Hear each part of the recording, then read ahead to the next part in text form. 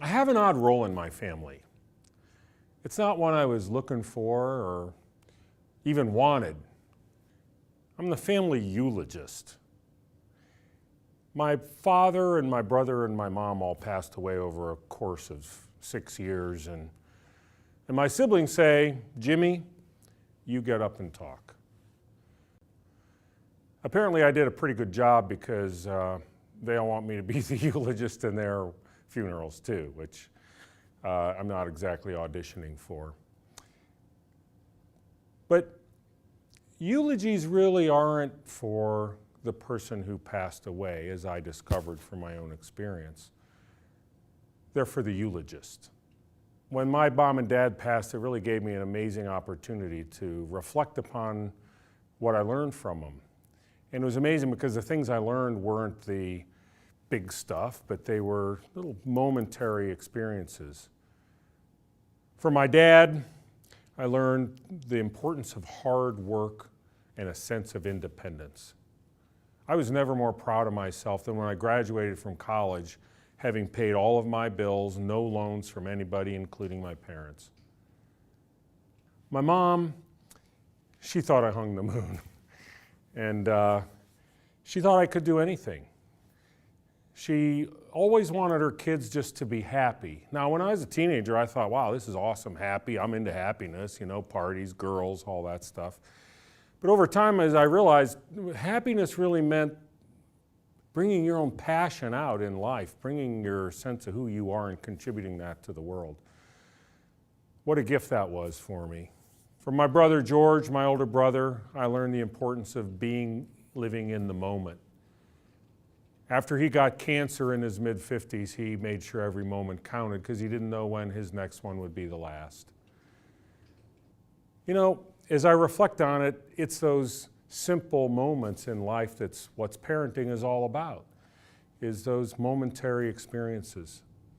Every parent has hopes and fears for their kids. As parents, our kids are little and we're worried about them hurting themselves or not having friends or not doing well in school. And yet, we hope that they'll grow up and be happy and healthy adults. And frankly, remember us in our old age. I certainly hope my kids do. Well, kids have fears and hopes for their parents too. They worry about us getting ill or getting divorced or not approving of them. But they also hope that we're there when they need us. And they hope we show them love. And frankly, my kids always hope for a big allowance. Well, a parenting and child relationship to me boils down to the dance between hopes and fears, hopes of the kids, hopes of the parents, how we are day to day in and out with each other. And when we're mindful of that, there's magic in that relationship. Now, Beach Acres was founded as an orphanage, and for over 130 years, we were basically parenting other people's kids. I don't know how many of those magical moments we were able to provide for those kids. 35 years ago, we started diversifying our services into community-based services, and we're very successful by all measures. We had great outcomes, great reputation in the community, and so on. But we were unsettled. We felt, the hurrier I go, the behinder I get. As successful as we were, we saw a continued growth of children in the community that were having bigger and bigger problems, more and more kids. And we felt that we were just sticking our finger in the dike.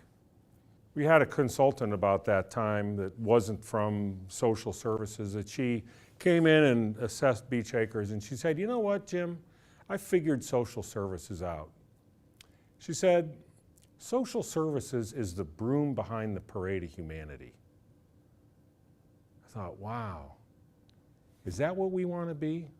It's a noble cause and really, really important. But how do we get ahead of the curve? How do we get ahead of the parade? And we reflected on the power in parenting. Is parenting a way to help us contribute to getting ahead of the curve? I don't know if that's the answer, but we decided we had to act with our own integrity. We must do what we believe, and it shook up the whole organization. Today, we serve a wide variety of parents of all types. We serve parents who are coming in who feel downtrodden because of abuse in their own lives, poverty, neglect, all sorts of problems. And they come in with a sense of defeat, lack of confidence, a sense of unworthy, a sense of being incapable as a parent, not being able to do it. And to those parents we say, yes, you can do this. You've got the tools you need. And to parents who come in and believe that they're responsible for giving their kids a perfect, happy life and protecting them from any unhappiness or failure whatsoever and provide them with a material abundance, we say, wait, stop, you don't need to do that. What your kids really need is you in that moment of being a parent with all the hopes and fears. Because parenting isn't, we don't do parenting, we be parents. It's a conscious act of being there with our kids. So at Beach Acres, we're determined to help parents build the confidence that they need to provide the unique voice to their children that only they can give and that their children so desperately need. In fact, we believe this so firmly that we jumped off the strategy cliff. And you know what? It's the best thing we've ever done. It's a great story, and it's real. You know what? There might be a cliff out there waiting for you. Let's get together in October and talk about it. Thank you.